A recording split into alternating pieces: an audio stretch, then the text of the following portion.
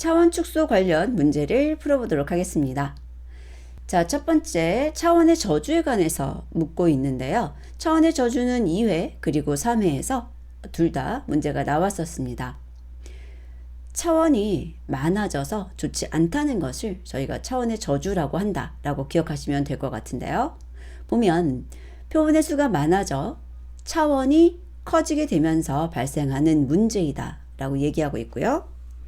두 번째 보면 차원이 증가하면서 개별 차원 내의 학습 데이터 수가 차원의 수보다 커지면서 성능이 저하되는 현상이다 라고 되어 있는데, 이 개별 차원 내의 학습 데이터 수가 차원의 수보다 적어지면서 성능이 저하되는 거죠. 2번이 틀려 있고요. 여기 적어진다로 고쳐서 알아두셔야 됩니다. 그리고 나머지 3번, 4번도 읽어볼까요? 데이터의 차원이 증가할수록 데이터를 표현할 수 있는 공간은 기하급수적으로 증가하는 것에 반해 데이터의 수는 변하지 않기 때문에 발생하고, 모델링 과정에서 저장 공간과 처리 시간이 불필요하게 증가되어 성능이 저하된다. 그래서 나쁜 것들이 증가하고 있는 거죠.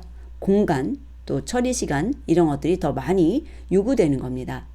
반면에 저희가 그 샘플이라고 부르는 실제로 값들이 있는 데이터들이 많이 늘어나지 않는 거죠. 2번, 차원 축소의 목적과 특징에 대한 설명으로 올바르지 않은 것은? 차원 축소의 목적은 데이터 분석의 효율성 측면에서 복잡도를 축소하고 과적합을 방지하며 해석력을 확보하는 것에 있다. 맞는 이야기죠. 작은 차원만으로도 로버스트한 결과를 도출할 수 있다면 많은 차원을 다루는 것보다 효율적이고요. 공간이라든지 이런 것들을 더 많이 차지하지 않고 학습에 필요한 시간 같은 것들도 절약할 수가 있겠죠. 차원 축소의 기법에는 주성분 분석, 요인 분석, 특이값 분해, 다차원 척도법 등이 있다. 맞는 얘기고요.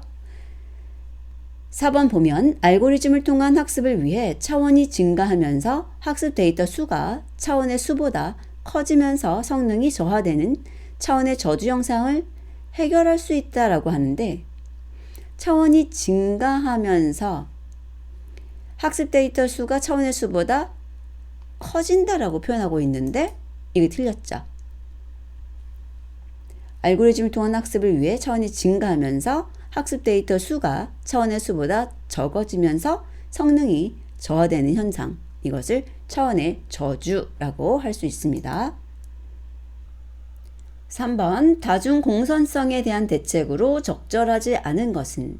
다중공선성이라는 것은 변수가 이제 많이 있는 경우에 그런 독립변수들 간의 상관관계를 갖게 되면서 발생하는 문제라고 보실 수가 있는데요. 이런 경우 그러한 다중공선성을 보이는 그런 것들에 대해서 제거를 하는 방법을 많이 사용을 한다라고 했었죠. 그런데 1번에 보시면 비즈니스 중요도와 상관없이, 이렇게 뭐랑 상관없이 무조건적인 이런 표현들이 들어가면은 솔직히 틀린 지문일 수가 있죠. 자, 그래서 여기서도 비즈니스 중요도와 상관없이라고 표현을 했기 때문에 틀린 것입니다. 상관계수가 높은 변수를 제거한다는 표현은 틀리지 않은 표현인데 이렇게 앞에 붙는 말 때문에 틀린 것이죠. 자, 그래서 비즈니스 중요도를 고려해 줘야 되고요. 이것을 고려하지 않을 경우 비즈니스 중요도가 높은 변수가 제외될 수 있기 때문에 좋지 못합니다. 그리고 차원 축소와 관련된 설명들이 나올 수가 있는 거죠. 주성분 분석을 통해 변수를 요약한 주성분을 변수로 활용할 수 있고, 인비디드 기법이죠. 라쏘, 리치와 같이 모델 자체에서 차원 축소 기능을 할 수 있는 정교화 모델로 어느 정도 방지할 수 있습니다. 그리고 가장 좋은 방법은 데이터를 추가 수집해서 변수를 변형시키거나 새로운 관측치를 얻는 방법일 수 있습니다. 4번, 주성분 분석에 대한 설명으로 올바르지 않은 것은? 자, 주성분 분석은 차원의 축소와 관련됐다는 거 꼭 기억해 두시고요. 주성분 분석은 분포된 데이터들의 특성을 설명할 수 있는 하나 또는 복수 개의 특징을 찾는 것을 의미한다. 이런 것을 주성분이라고 표현을 하죠. 변수들의 공분산 행렬이나 상관 행렬을 이용하게 되고요. 음수를 포함하지 않은 두 행렬의 곱으로 분해하는 알고리즘을 적용한다 라고 하는데, 여기서 음수를 포함하지 않는다는 표현을 가지고 있는 것은 음수 미포함 행렬 분해라고 해서 음수를 포함하지 않는 두 행렬의 곱으로 분해하는 알고리즘이 별도로 있습니다. 그리고 요거 꼭 기억해 두세요. 행의 수와 열의 수가 같은 정방 행렬에서만 사용할 수 있다는 것. 5번 주성분 분석 결과 아래에서 세 개의 주성분을 선택할 때 설명되는 분산의 비율은?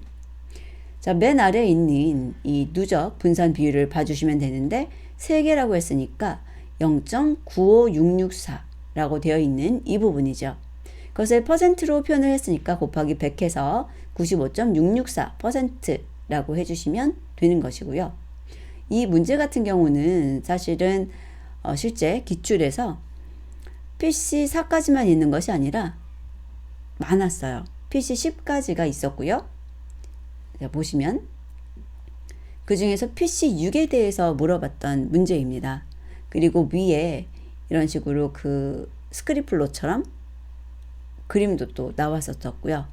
그래서 우선은 이 분산 비율에 대해서 물어볼 때 몇 개까지라고 했을 때 이 누적 분산 비율 보는 것 기억해 주시고, 특정하게 하나만이라고 한다면 그 위에 있는 분산의 비율을 봐주시면 되는 거죠. 개별적으로 특정 주성분의 분산, 그리고 얘는 누적이에요. 자, 6번 차원 축소의 기법 중 요인 분석에 대한 설명으로 올바르지 않은 것은? 자, 요인 분석이라고 했을 때 새로운 잠재 변수들을 찾는 거라고 생각하시면 되고요. 그 다음에 그런 잠재 변수가 영향을 줄 수 있는 변수들을 이렇게 군집, 묶는 방법이에요. 자, 그래서 보면 모형을 세운 뒤 관찰 가능한 데이터를 이용해서 해당 잠재 요인을 도출하고 데이터 안의 구조를 해석하는 기법이다. 그래서 독립 변수와 종속 변수 구분이 없고 주로 기술 통계에 의한 방법을 이용하며 변수를 축소하거나 변수 특성을 파악하고 파생 변수를 생성할 때도 활용이 가능하다라고 했었고, 영향력이 큰 주요 변수와 유사한 변수를 제거하면서 소수의 요인으로 축약한다고 그랬는데, 이렇게 유사한 변수를 제거하면서라는 표현은 없었어요. 요인 분석은 유사한 변수들끼리 묶어주는 방법을 사용했죠. 그래서 소수의 요인으로 축약을 하게 되는 방법이었고요. 그림으로 기억해 주시면 좋을 것 같아요. 앞에서 제가 예제로 보여드렸던. 7번 다차원 척도법에 대한 설명으로 옳지 않은 것은? 다차원 척도법이라고 한다면은 시각적인 거 기억하셔야 돼요. 군집, 시각적 이런 단어들. 개체들 사이의 유사성, 비유사성을 2차원 혹은 3차원 공간상의 점으로 표현해 개체 사이의 군집을 시각적으로 표현하는 분석 방법이고요. 2번 보게 되면 공분산 행렬을 사용해 고유값이 1보다 큰 주성분의 개수를 이용한다라고 했는데, 이 방법은 뭔가 낯이 익지만 다차원 척도법이 아니라 주성분 분석에 관련된 설명입니다. 그래서 이제 지문에서 뭔가 틀린 것을 넣어놓기도 하지만 유사한 것을 넣어놔서 우리들이 이거 뭐지? 라고 생각하도록 하는 문제들도 나오고 있어요. 스트레스 값이 0에 가까울수록 적합도 좋다고 했고요. 거리는 유클리드 거리와 유사도 등을 이용한다 라고 했었습니다. 자, 이렇게 해서 차원 축소 관련된 문제들을 풀이해 보았습니다.